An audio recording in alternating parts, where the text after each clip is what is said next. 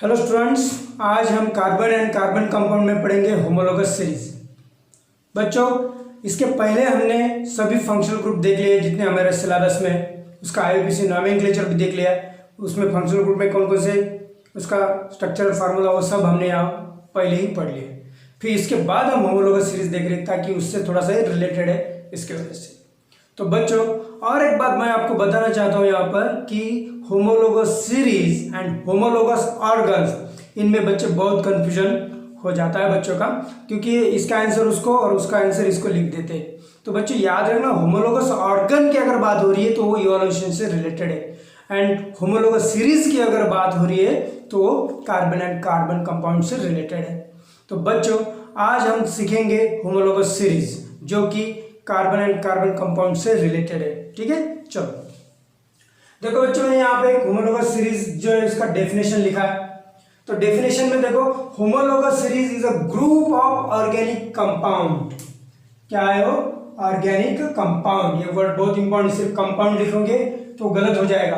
ये organic compounds रहते हैं। It is a group of organic compound having same functional group, जो कि हमने पहले पढ़े हैं, same functional group and same chemical properties.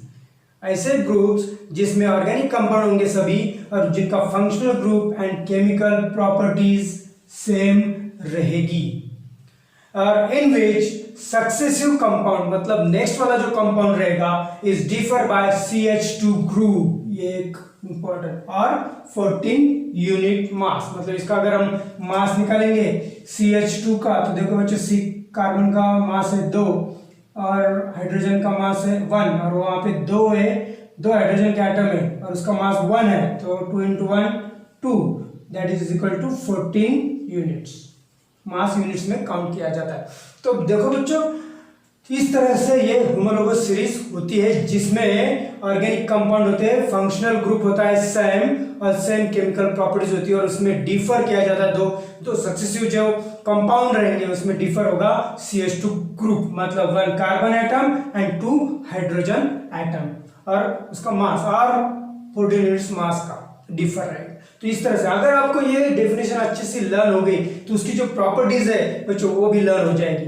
देखो क्यों, तो इन मैं शॉर्ट में लिखा हूं, आपने अच्छे से लिखना है कि in homologous series same general formula and same functional group. देखो, फंक्शनल ग्रुप अगर सेम है तो उनका जनरल फार्मूला भी सेम रहेगा। ये दो बातें ये पहले पॉइंट में ऐड करेंगे। सेकंड में सेम केमिकल प्रॉपर्टीज, जो कि उनकी केमिकल प्रॉपर्टीज भी सेम होगी, जो कि हमने वहीं लिखा है। Gradation observed in physical properties, ये थोड़ा सा अलग है, याद रखना।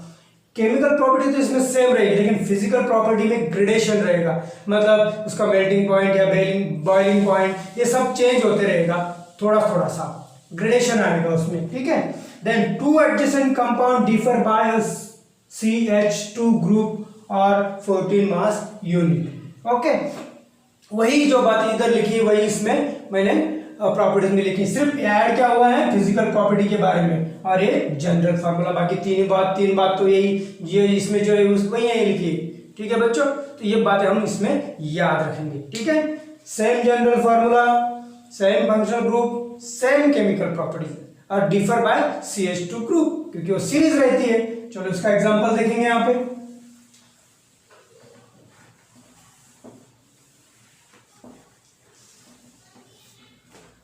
तो एग्जाम्पल के तौर पे हम लेते हैं अल्केन की सीरीज।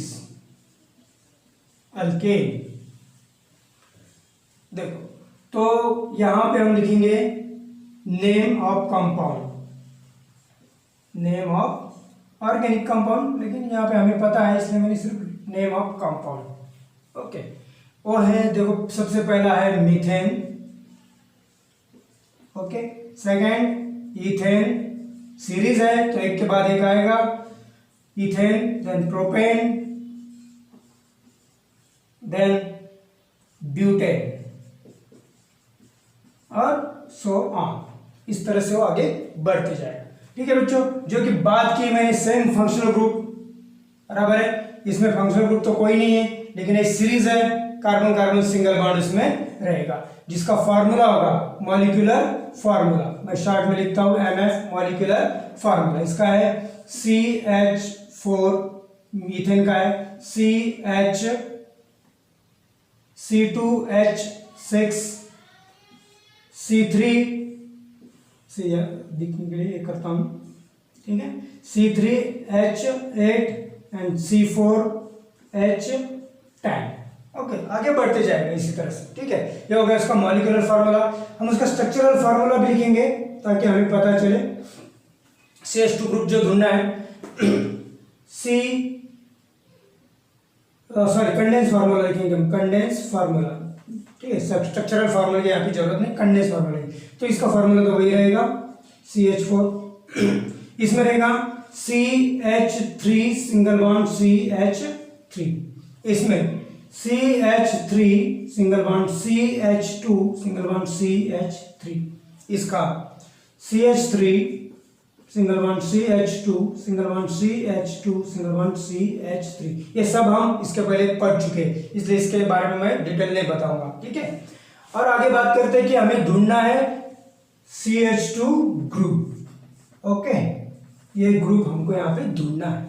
तो देखो बच्चों, इसमें एक ही कार्बन आइटम है, एक कार्बन आइटम है, तो एक ही CH2 ग्रुप या फॉर्म कर पाएगा। इसमें एक CH2 ग्रुप होता है जो कि इसमें एक कार्बन है, और यहाँ पे यहाँ एक होगा, और यहाँ पे दो कार्बन आइटम है, इसलिए यहाँ पे दो CH2 ग्रुप होंगे। इसमें 3 CH2 ग्रुप होंगे और इसमें 4 CH2 ग्रुप होंगे।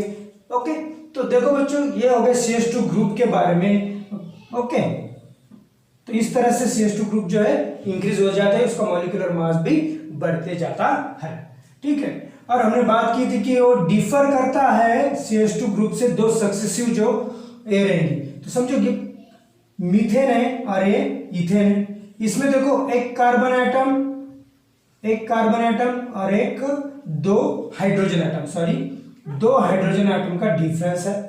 या फिर इसमें देखते हैं, ओके, ये इथेन और प्रोपेन में दो सक्सेसिव कंपाउंड है, ठीक है। इसमें भी CH2 का ग्रुप का डिफरेंस है।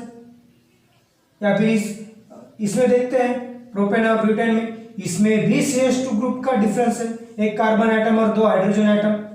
तो ये जो होता है, ये जो CH2 ग्रुप का डिफरेंस दिखता है हमें यहाँ पे, ये दर्शाता है कि एक होमोलोगस सीरीज है जिसमें फंक्शनल ग्रुप सेम रहेगा। और बात करते हैं उसका फंक्शनल ग्रुप, तो यहाँ पे नहीं, लेकिन दूसरा जो जनरल फार्मूला CnH2n+2, ये इसका जनरल फार्मूला है, ये भी सभी का सेम रहेगा।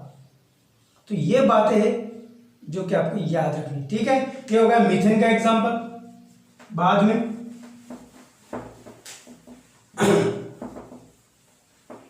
अब बात करते हैं अल्कीन की।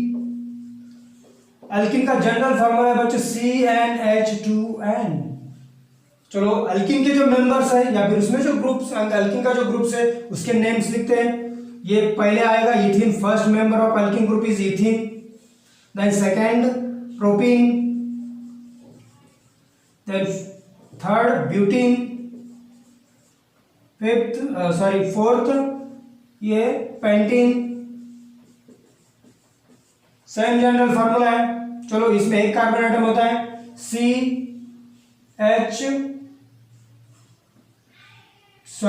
इसमें दो कार्बन आइटम होते हैं, तो C2H4, सिर्फ कार्बन नंबर को दुगना करना है, जो कि मैंने पहले लेक्चर जो लिए हैं उसमें सब आपको समझा है।